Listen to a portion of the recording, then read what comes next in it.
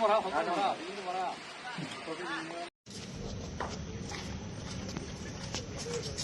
বজা ৰাতিপুৱা মোৰ পূজা যোৱা অভিভাৱক মানুহজনক এই শংকৰ নামৰ এই শৰ্মা হোটেলৰ ওচৰৰ ল'ৰা এজনে লৈ গৈছিলে ক'ৰবাত কাম দিম বুলি, ডিব্ৰুগড় নে গুৱাহাটী বুলি কৈছিলে।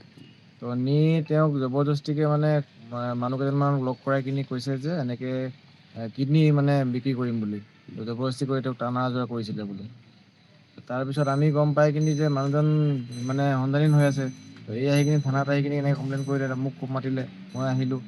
এজাৰ এখন যেতিয়া দিলোঁ তেতিয়া মানে ফোন কৰিছিলোঁ জোঁৱাইলে, তেওঁৰ ফোনটো নালাগিলে।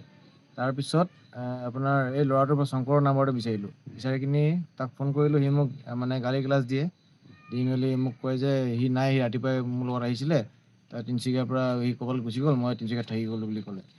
লৈ গৈছিলে। তাৰপাছত আমি এইবিলাক মানুহৰ মুখৰ পৰা শুনি মেলি তাৰপাছত আমি ইয়াত আহিছিলোঁ। কোনে লৈ গৈছিলে? এইটো শংকৰে। ক'ৰ হয় মানুহজন? চেগুনবাৰী শৰ্মা হোটেলৰ ওচৰত থাকে। সি আগতে এনেকুৱা কাম কৰিছে নেকি? কৰিছে বুলি শুনিছোঁ এতিয়া। যেতিয়া তাৰপাছত কামত যাম বুলিহে কৈছিলে আৰু তেনেকৈ নহয়। কেনেকৈ গম পালে কথাটো? গম পালোঁ মানে কি, আমাৰ বৰদিনাইকে এয়া টমটম চলাই, তাতে সিয়ে মানে কেইবাজনৰ মুখৰ পৰা শুনি মেলি ঘৰলৈ গৈ কিনে কৈছিলে যে কি বুলি কৈছিলে? মানে কি যাৰ লগত গৈছে সিহঁতি কিবা বেয়া কামলৈ গৈছে বুলি। Amnilay, Pikalan. Ganda pitharay ka ni kapisa. Kalijaw na ka ni. Ba, ka hospital tika laj kaya nang ni. Binti aswa hang ni hadu ndade por kamo.